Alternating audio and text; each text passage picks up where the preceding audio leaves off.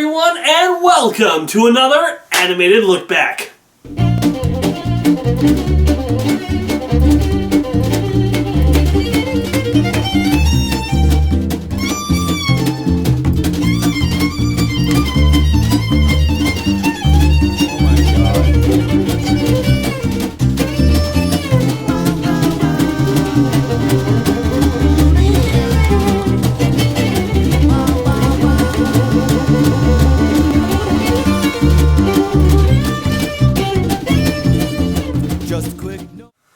Beauty and the Beast. Honestly, I've been dreading the day I had to do this review. Not because I didn't like the movie or anything. In fact, I think I probably like it more than most people. It's just the fact that I almost didn't feel worthy to review it. Is that strange? I mean, I've already reviewed my favorite movie of all time, and I wasn't hesitant to review that one. But for Beauty and the Beast, it was always, well, let's just wait until I'm better at reviewing stuff before we tackle that one. Heck, I always felt that way about all the Disney Big Four. That being, of course, Little Mermaid, Aladdin, Lion King, and, of course, Beauty and the Beast. And if it wasn't for this fact that a certain remake is coming out of the tale as old as time, who knows when I would have gotten around to this one. Well, no more stalling, no more putting it off. We're going to dive headfirst into this movie, and as God is my witness, I'm going to find at least one thing wrong with this movie and critique the heck out of it. I'm LazyDude99, and this is my review of Beauty and the Beast. The story, of course, goes about a young prince who was cursed by an enchantress who saw that there was no love in his heart. He was told that if he was able to find love before the rose wilted away and be loved in return, then the curse would be lifted and he would no longer be a beast. But if it wasn't, he'd be stuck like a beast forever. He, of course, feels like it's hopeless till one day this old man shows up on his property, he throws him in prison, and Belle shows up and offers to take his place. He agrees, throws her dad out, but there's also trouble brewing back at the town because we got Gaston, who's the toast of the town, you know? He's the guy that everybody loves and adores, and he proposed to Belle and she turned him down, but now that makes him want her even more. So he's vowed to go to any lengths necessary to make Belle his bride. And as the story progresses, the Beast has to learn how to love and has to try to find out if he can find a way to make her love him. So will they find love, or will the rose wilt away? Well, I hope you've seen this movie before, because if you haven't, go watch it now, then come back here. What cave were you living in? In terms of story, this film does a very good job of keeping things simple for the audience. Not to bog them down in exposition or to, complicate things with a really complicated plot. All the characters' motivations are very simple. It's very to understand. We know what Gaston's after. We know what the Beast is after. We know what Belle is after.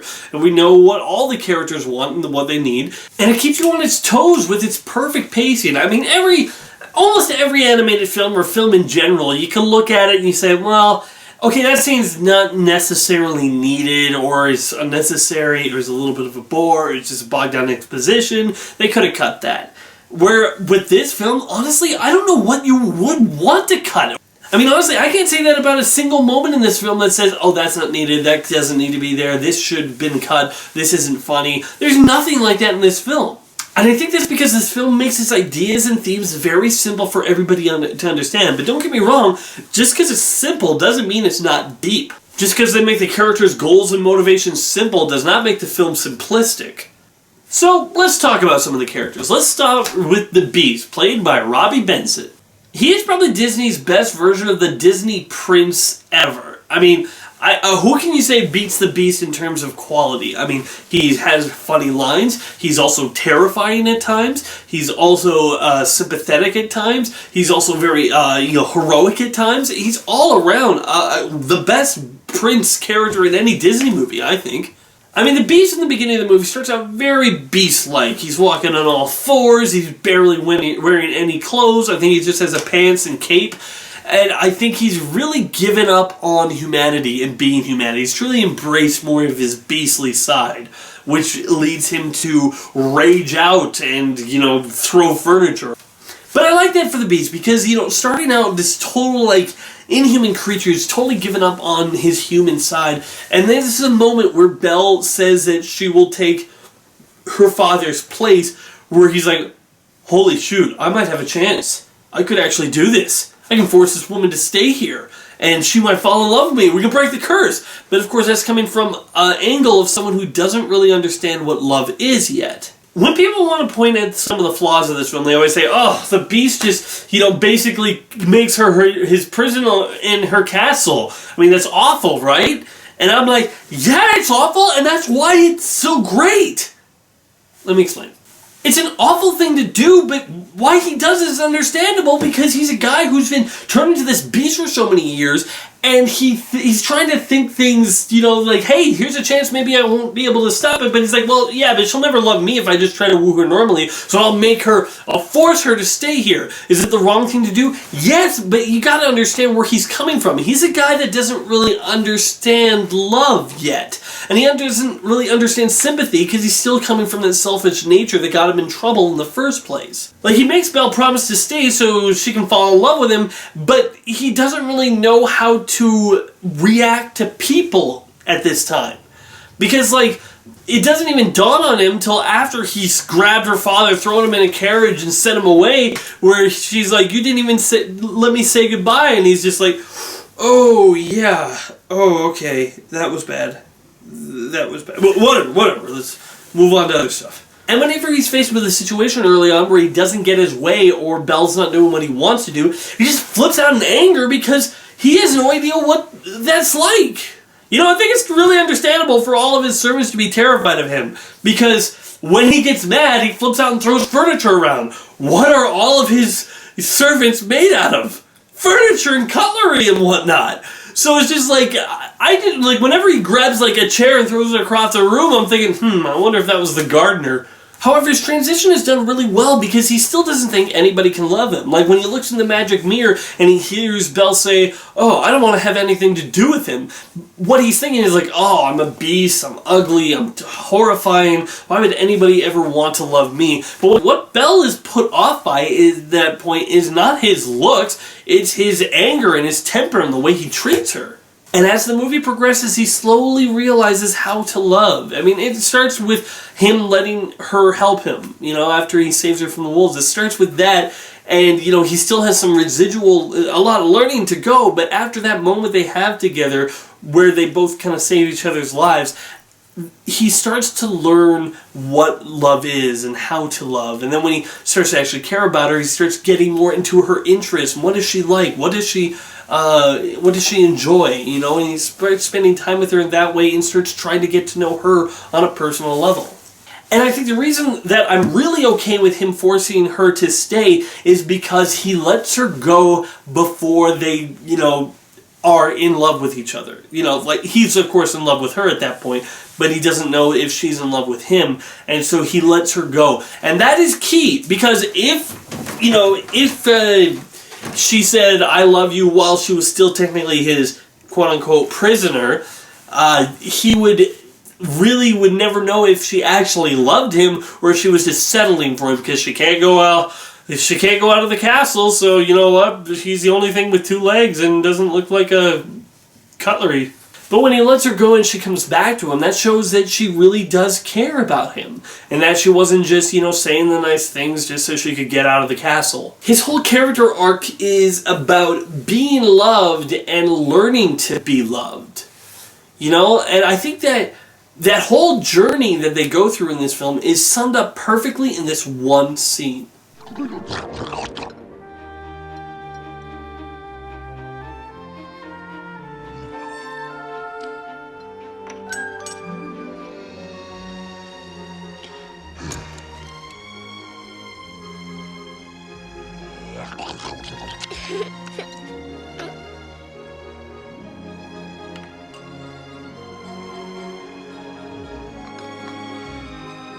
It's a quick scene, but I think it explains their love story personally. First, the beast acts real beastly, tries to get it all in one go, and she's turned off by it. Then him realizing that maybe he's not handling things in the right way, tries to do things the proper way, but he's struggling to do it because that's not really who he is. Bell realizing that he's making an effort then comes down to him on a level that they can both reach on and then continue eating their meal in that way. They're not doing things the Beast way, they're not doing things Bell way.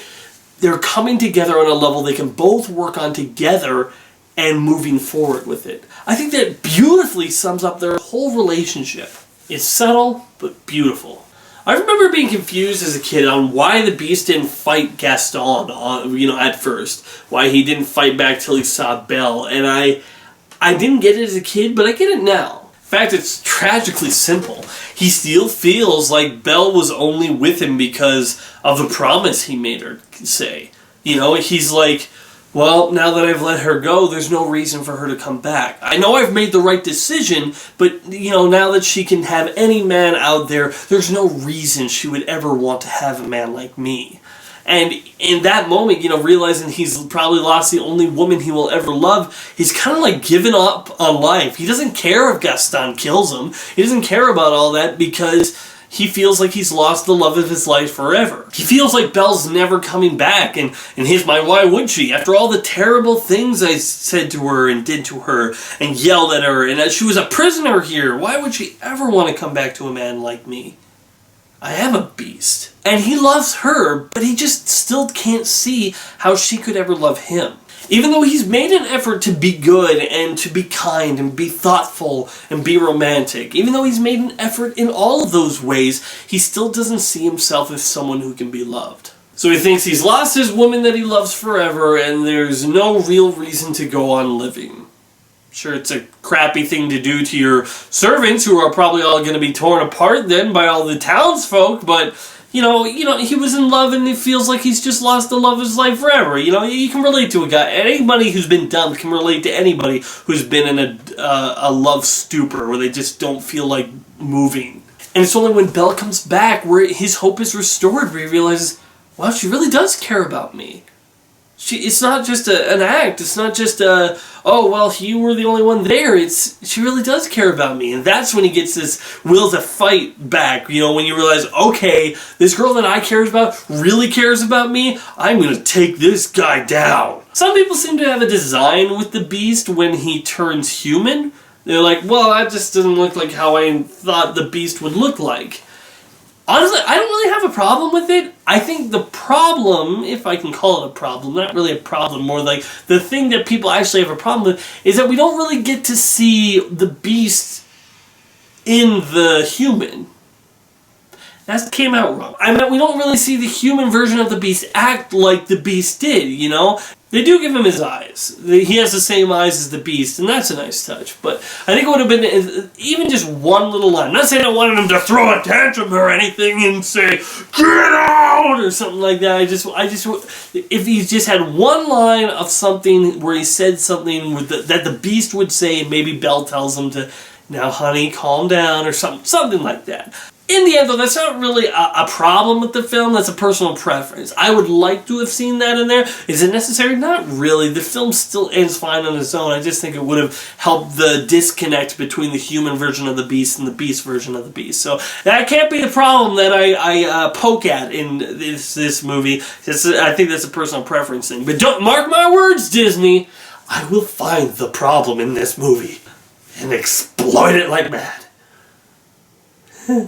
Moving on. The side characters in this film are very likable. Cogsworth and Lumiere work with each other perfectly, and you can see that so many animated films, Disney or not, tried to rip this type of duo off of the fun-loving one that's all over the place and does whatever he wants, and the one with the stick up his you-know-what, and it's like, oh, we can't do this, it's against the rules, and the other was like, rules, what the rules for? Who cares? But few films handle this type of comic relief as good as this one does. And then we got Mrs. Potts, who, despite looking like an old grandma, has a 10-year-old kid.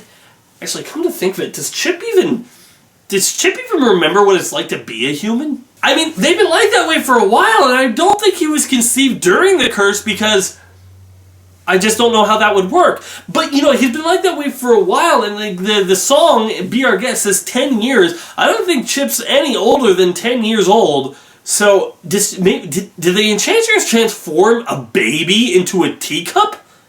That's dark. Man, that enchantress took no prisoners. In fact, it's even worse if you believe the theory that, the beast was only 11 years old at the time of the enchantment. But I'm not here to talk about theories. This is a review, not a theory exposed or whatever type video. Go to Film Theory if you want those. No, we're here to talk about the characters. And I like Mrs. Potts. She's a lot of fun. Angelina Lansbury does a great job with her. Does a great job with the songs, but I'll get to those later. Chip is a nice, cute, fun kid character. Nothing overly spectacular, but, he is cute. He is fun. He does have a lot of nice lines. And you know what? I don't have any problems with him. I think all the side characters are great, although it does make you wonder how many servants are flipping in that house, because in the, the song, Be Our Guest, there's so many plates going around and forks dancing, and heck, if you watch then the extended edition that has Human Again, you got millions of mops and brooms going. I mean, how many servants are in this place? My theory is that it's not just the servants, it's like a whole town that was nearby completely turned into, all these servants and all the household items. It was a cursed kingdom, not just a cursed house. That's my theory. But once again, this isn't theories. Oh, there's also Belle's father, who's an inventor, and I like that. It's a nice touch because Belle herself is very curious and very intelligent and always is thinking about stuff, and it makes sense that that would be what she's like because her father's an inventor and is probably always talking about stuff and can't wait to tell his daughter about his latest invention, and so makes her very smart herself. Belle's mother is never mentioned. What? No mother in a Disney movie? What a shock! But we can assume that she was a kind and lovely person and honestly was probably gifted with the ability to also look past looks and what's on the inside, because I don't think Belle's father was ever a stud back in his day. He looks like a potato.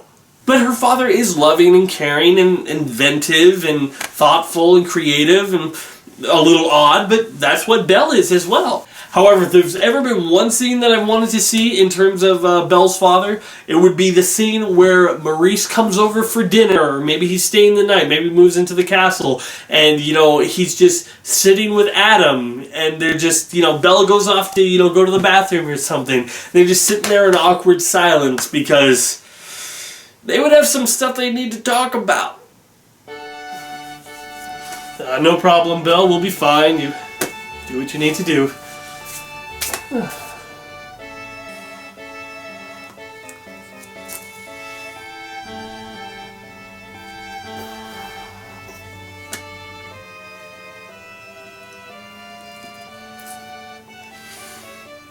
So, how'd you sleep last night? Well, better than the last night I stayed here. Right, you know what? I never did apologize for that, did I? I just want you to know, I am so sorry. Extremely sorry for throwing you into my dungeon. And kidnapping my daughter. Right, I guess I did that too. That's fair.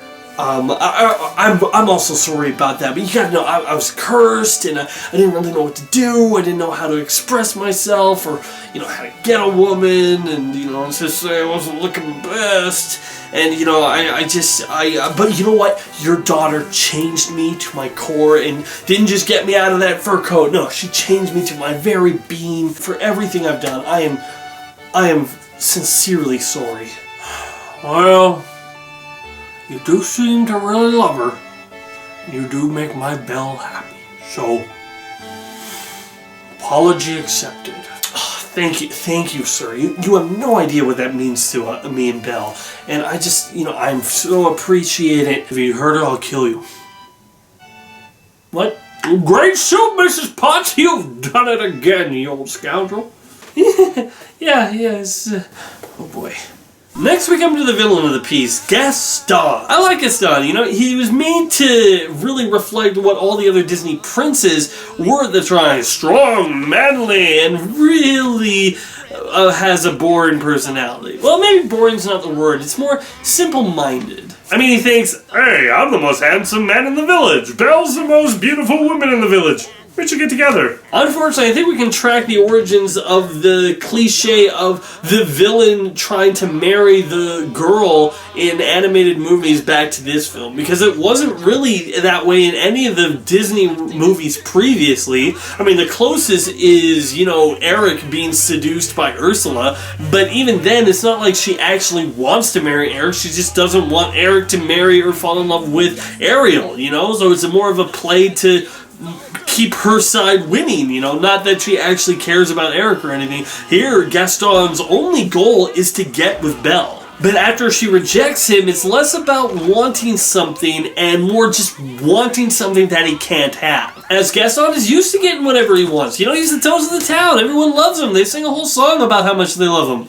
So the more and more he is denied this one thing he wants, the farther and farther he will go to get it. And it's really about, love as a pursuit or wanting something as a goal, but not actually wanting the actual relationship. Gaston is another character that doesn't understand love, but unlike the Beast, just doesn't ever want to make an effort to understand it. He doesn't say when Belle rejects him, oh, Belle doesn't want me, but I really love her, so I'm really going to change myself as a human being so I can become someone that she would love. No, he says, well, I'm going to have Belle whether she likes it or not.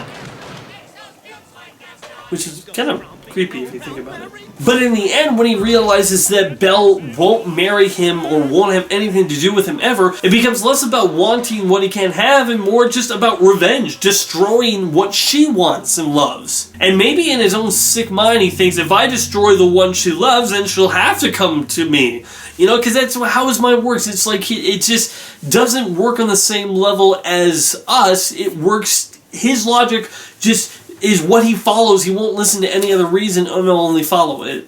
So that's when he goes off to kill the Beast. Gaston is a tough villain to pull off because you have to make him likable enough that you'll laugh at him, but you also gotta make him menacing enough that you feel like he's actually a legitimate threat to the Beast. And I think they do that pretty well because they establish right off the bat that he's a hunter. He's not, he might be not literate, he's not well read or anything, but he knows how to shoot something, he knows how to kill. And he uses that, and he's no slouch. He is muscular, and almost his entire body's covered with hair. And he has the whole town in his pocket. I love how he can just turn this whole town into a mob in just a moment's notice because of how much control he has over that town. I mean, he could turn them into a bunch of people wanting to kill this beast that they've never heard of in seconds. He's like waving around the magic mirror like it's a lightsaber, and he's charismatic, and you know what? He's a really good villain. He also is, of course, a great parallel to the Beast, where the Beast is beastly on the outside. On the inside, he decides to be good and kind and wants to change himself to be a better man for Belle, where Gaston is handsome on the outside, but on the inside is corrupt and manipulative, and is really, there's not an inch of love in his heart. Not to mention, their battle on the roof is just great. In fact, before we go on to the main character, let's talk about the animation for a bit, because it's truly wonderful. I mean, the mansion looks like something out of a horror movie, It's really creepy. It really gave me the creeps as a kid with all the gargoyles and the creepiness around it. There's also the image of the rose just floating there in space, which I love. There isn't a ton of magical things in this movie. I mean, there's mostly just the rose and the mirror and, well, okay, I guess all the inmates of the castle and the Beast himself. But beyond that, there's not a whole lot of magical things in the movie, but the way they film the rose and how it's just suspended there, it's like, it feels like if you just touch it, it could just wither away and the Beast's last chance would be gone. And the mirror is also handled really well in terms of magic, because the green energy that comes from it really give it a really magical feel. And the sound effects, as I say, when Gaston is swinging it around, it really comes across as a magical item. And then there is the dance. The dance is like one of the first times in movie history where they combined 2D and 3D. This is like one of Pixar's early works. Before they were, Pixar, the company that made 3D animated movies, this is what they worked on. They worked on this scene where they're dancing in this ballroom, and the camera work was like so unique that didn't really see that often in animated movies. Because before, you could really, you're working on a drawing, so you can only really either pan left or pan right or pan up and pan down. That's really the directions you're really limited to. But in this shot, soar from the ceiling down, surround the characters, and then move out again. And that is just something that you just didn't see in animated films at that time. It made the film feel really big and massive and really amazing. It made that scene an instant classic. And I think the two animations blend together really well. I mean, I guess if I pause it and look really closely, I can say, oh yeah, that's a little bit of a different animation than what they're doing here. I can tell the difference. But in this, you're not really doing that when you're watching the scene, you know? You're really caught up in the song and the moment and the animation and how well it really fits and the camera work. It's just great. It made that just like an instantly iconic scene. I mean, and it doesn't just do, you know, the epic stuff well. It also does the humor well. Like the scene where they're fighting off the thugs in the mansion. Plenty of laughs there. Or the scene where Belle throws Gaston out and... Wait a minute! Go back. Okay, not that far back. To the scene where she throws Gaston out. Okay, there. Okay, the door is closed. But if I remember correctly...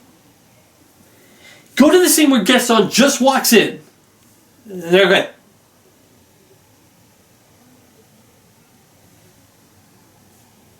The door was left open, and then when she throws him out, it's closed!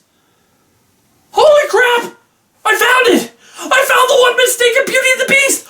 Oh my gosh, this is incredible. I feel lightheaded. I gotta call my sister. We watch Beauty and the Beast all the time. We're all like, oh, one of these days we'll find a mistake in it. Okay. Come on, pick up. Okay, Deanna, hey, I finally found a mistake in Beauty and the Beast. There's a scene where, you know, Gaston walks into the house, he walks in and he opens up the door, and then he leaves it open, and then by the time Belle walks all around, she's backed up against the door, and it's closed! The door is closed! That means they forgot to put the scene where Gaston closes the door, and there's a mistake! We finally found a mistake in Beauty and the Beast! Well, you know, her dad's an inventor. Maybe he invented something to close the door. Yeah, but... I mean, it's... I'll have to talk to you later. Dang it! Moving on. In any case, the animation is still really great. I love the designs of the mansion, of the village, of the characters, and I like how it has a lot of subtlety in there. Like, Belle is the only one in the village that wears blue, and the only other character who wears blue in the film is the Beast, and it shows how they're subtly meant to draw together with each other. And if you look really, really closely, if you have to pause, you can tell the difference between the background and foreground animation, but it's mostly seamless. You have to look really, really hard. And honestly, there's only a couple times when I noticed, and I was looking really, really hard. So, thumbs up all around on the animation. The film also really shines with its songs, and honestly, I think they're great songs. I would say that there's not one bad song among them. And if you told me, alright Kenneth, you're now in charge of recutting Beauty and the Beast and you have to cut one song, what would you cut? I'd say, well, let's cut the song that they did cut for the original version. Human Again. But even Human Again isn't that bad of a song, because you have that wonderful scene with them reading a book together, and you know, it's more building up to them falling in love with each other. He's taking an interest in something that she likes, and she's helping share that experience with him by teaching him how to read again. So it's just like, that's a great moment. The song itself is nice and fun and has a couple of funny scenes. It's just, the song's only really about them cleaning up the house and saying all the stuff they're going to do when they're human again. Which is nice, it's just not necessarily needed, which is why that was the song that got cut. Although, come to think of it, Belle having to teach the Beast how to read only really adds to the Beast was a kid theory. But all the other songs here are so good. I mean, Belle's opening song is such a perfect setup for her character. We know exactly what she's all about and who she is right off the bat without her even having to say much. I mean, she doesn't really sing a whole lot in the song that's about her, but we learn so much about her, and it's a really nice tune. Now it's no wonder that her name means beauty. Her looks have got no parallel. But behind that fair facade, I'm afraid she's rather odd. Very different from the rest of us. She's nothing like the rest of us. Not only does it explain Belle's motivation, but it also explains Gaston's motivation, all in that one first song. Here in town there's only she who is beautiful as me. So I'm making plans to woo and marry Belle. Be Our Guest is kind of actually one of the more pointless songs in the film, because if you really think about it, all it is a song about food and all the different types of food that they might eat. But don't get me wrong, I wouldn't dare cut that song, because the melody is so nice, and it gets you amped up, and it, you know, be a guest, be a guest. You know, it gets in your head. It's probably the most memorable song of the film, and because of how good it is. Because it's just, it might not be like the most amazing lyrics and the most amazing writing of the song, but what it is well sung, well portrayed. The music is amazing, and the animation on it, holy crap! Let's not even need to go into that, because it's just great. One by one, till you shout. Then we'll sing you off to sleep as you digest. Tonight you'll prop your feet up, but for now let's eat up. Be our guest, be our guest, be our guest. Please be our guest.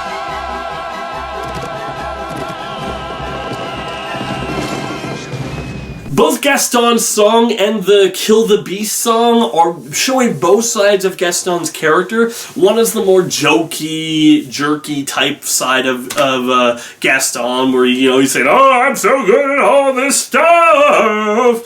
And, the other one is, showing the deadly side of him, where he's like, "We're gonna take back his head!" Like, dang, Gaston. That both of them shows the different sides of Gaston as a villain, and they're both really good. Through the darkness and the shadows, it's a nightmare, but it's one exciting ride. Say a prayer, then we're there at the drawbridge of a castle, and there's something truly terrible inside. It's a beast. He's got fangs, razor-sharp ones, massive paws, killer claws for the feast. Hear him roar, see him foam, but we're not coming home till he's dead. Good and dead! Kill the beast! The title song, Beauty and the Beast, is good enough to make people cry. I mean, that's how good it is. And the song, There's Something There That Wasn't There Before, perfectly sets up all the ways that those two are falling in love. It sets up everything, all their feelings on the subject, all their feelings for each other are perfectly summed up in that one song. I mean, normally in animated films there is usually at least one that I don't really care for, but in terms of Beauty and the Beast, I don't think there is one. Okay, so this review is nearly over, and I still haven't found a single flaw in this film, so maybe I'm going to find it as we look at our next character, Belle. Crap, there's nothing wrong with Belle either. I mean, like, nothing.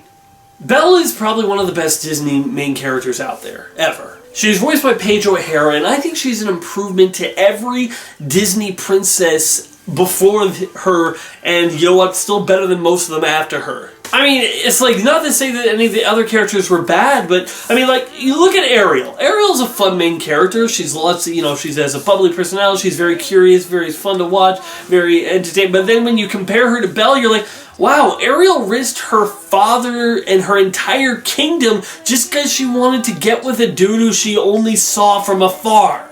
Where Belle sacrifices her freedom to save her father. But maybe she's like a pushover, like Cinderella or Snow White, where she'll just be like, "Oh, I don't know what to do. Oh, everyone's mean to me and I don't know what to do." Well, no, because when people start to push Belle, she'll push back. She doesn't take any crap from anyone if they start dishing it out. She'll be kind and calm with them and as patient as long as she can. But if you push her, she'll push right back. She doesn't take any of the beast crap. That hurts! If you'd hold still, it wouldn't hurt as much. Well, if you hadn't have run away, this wouldn't have happened. If you hadn't frightened me, I wouldn't have run away. Well, you shouldn't have been in the West Wing! Well, you should learn to control your temper. She stands up to the beast, she stands up to Gaston. I mean, she's not really afraid, but she's also not a robot, you know, not something like, oh, I do not feel any fear. She does feel fear. I mean, she is afraid of the beast at first, but once he saves her from the wolves, she sees his humanity in her and then starts treating him like a human. She doesn't take any of his crap, but she's going to come at you with kind and understanding and patience first. It's only when you don't accept that when she'll come and she'll give you a piece of her mind. He's no monster, Gaston. You are. I mean, that whole sequence with the West Wing to the wolves and beyond is so critical to this entire movie, because she lets her curiosity get the better of her, and she nearly unknowingly destroys the beast's, rose, which could, end his chance to become human again, and he rages out, and of course, at that point, she's like, I don't see any humanity in this guy. I don't see anything that represents a human. I can't live with this guy. I gotta run. I gotta leave. So she runs, and then she runs, of course, into the wolves. And just a side note, has anyone ever seen a good wolf in a Disney movie? I mean, you got them in here, which they're killers, same in Frozen, Robin Hood, it's the Sheriff of Nottingham, heck, even in Zootopia, they're working for a crooked mare. Anyway, after he saves her, they share this look, this quick little look, where she just looks into his eyes and he falls over. And then there's this very important moment where she turns. She's just about to get back on her horse. She's just about to get back on her horse and run away. But that you can see that moment that she just looked into his eyes is playing in her mind. And she saw the humanity in him there. She saw that he wasn't just saving her because, oh, she's my property and I need to save her. He was like saving her because he was concerned as an actual human being. And so she pauses. And she stays because of 3 reasons. Number 1, if she leaves, he will most likely die. Number 2, it's only right because he saved her life, so she must save his. And 3, because of that quick glimpse, she saw the humanity in him and saw that he was not just a beast and that there was more to him. That he's just an angry man with no love in his life. And she can tell that all the servants aren't going to stand up to him. They're too afraid to say anything. And so when they get back to the castle, she does not put up with any of his crap and puts him in his place and reaches him on a level where they can reach each other. And when she sees him as someone who's no longer a monster and just as a person who needs help, that's when she decides to help him. And because of that, he feels feelings for her and he starts to care about her and he gives her his library because now he cares about what her interests are and her feelings are. And because of that, the love just keeps on blossoming and the romance just keeps on building. And, I'm not usually a sucker for romances, but, you gotta give it to this movie for handling it so well. And in my mind, better than any animated movie has ever handled a romance in animation. And better than most films. And that is why the Stockholm Syndrome's theory has no grounds. Because even if it was plausible for Stockholm Syndrome to happen over one night, she wouldn't have then run away. And if she was already love-struck with Stockholm Syndrome, she wouldn't have considered running away and getting back on her horse.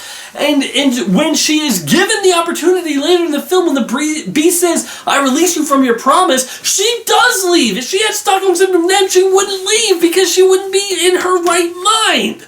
That whole Stockholm Syndrome argument is stupider and stupider the more you think about it, and I'm sick of hearing it every time somebody tries to make fun of Beauty and the Beast. Oh, she's got Stockholm Syndrome. No, she doesn't! Look at the situation, you morons! But if people want to point to a certain scene for maybe being cliched or being a flaw in the movie, they might want to point to the fake-out death scene. They might say, oh, we've seen this a million times. The character's dying, and then they don't die because magic brings them back to life. I've seen it a million times. Well, one, this type of scene wasn't in any of the previous ones except for, of course, I guess, Snow White. But beyond that, Sleeping Beauty is different, and all the other movies are different. But beyond that, that scene is very important. Beast needs to be near death. Why? Because for a romance that's supposed to be blooming as quickly as it did, they need a catalyst. One of the things with life is that sometimes you don't really know who you love or what you love till it's gone or about to leave you.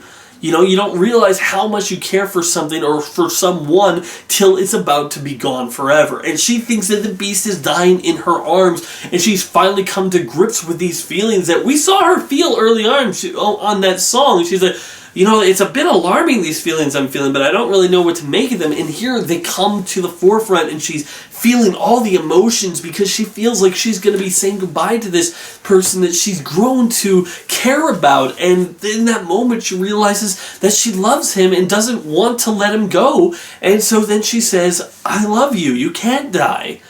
And that's when the transformation happens. And it wouldn't have been as powerful if Beast wasn't dying.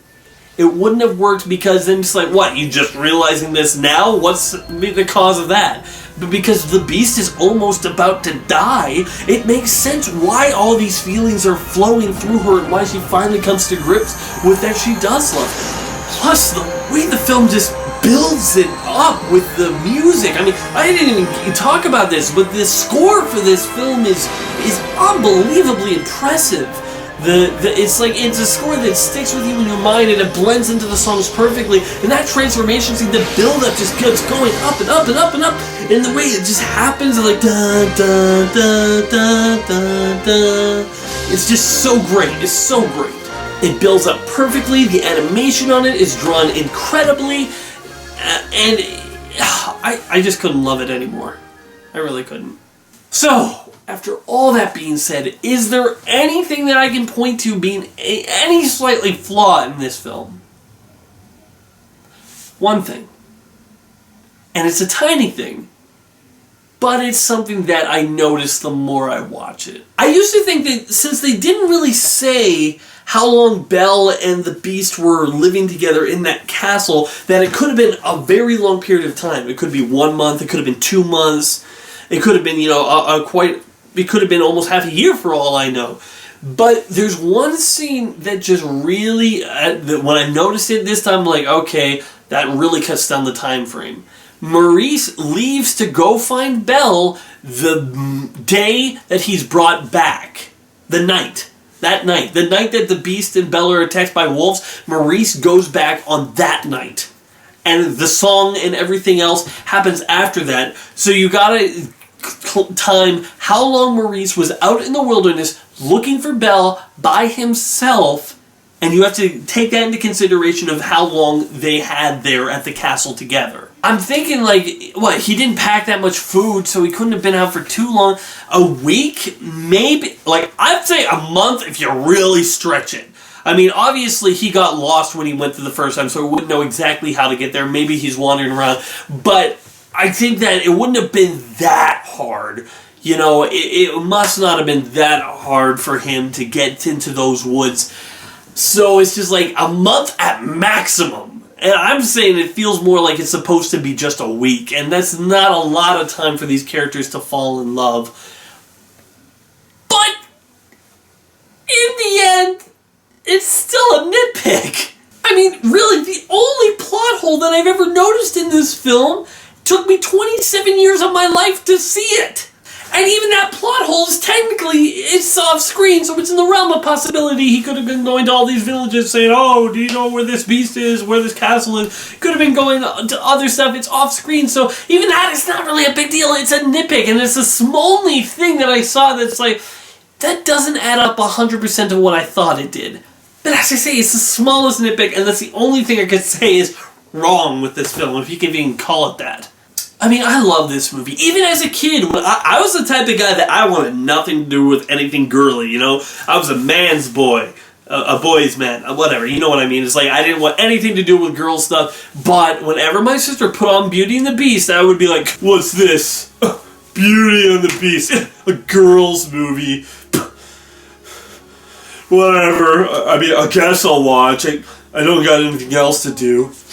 Whatever. All the characters are great. The songs are fantastic. The pacing is amazing. The songs are absolutely catchy and toe-tapping, and they'll get stuck in your head and they'll last forever. The whole movie is a perfect piece that I would not add anything to, and I wouldn't take away anything from it. The only thing I would take away is maybe the songs that they took away from the original, and they put it in the extended cut. But even then, I can watch the extended cut and I'm not like, oh great, this song.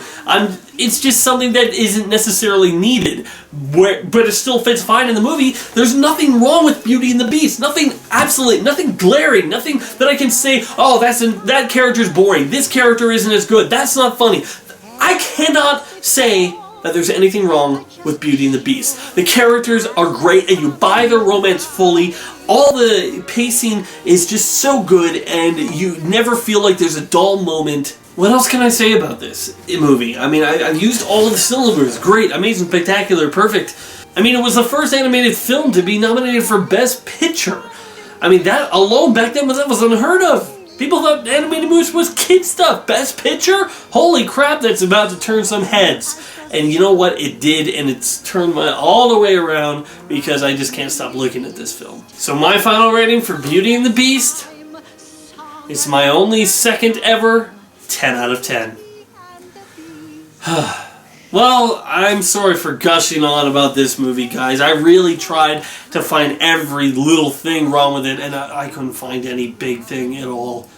I mean, so I do feel like I've just gushed on something too much. I want to get back to something I can slam. I'm too positive right now. I've only reviewed a couple of really good stuff recently. I want to get to something where I can hate. Sink my teeth into and just go into all in on how awful it is. And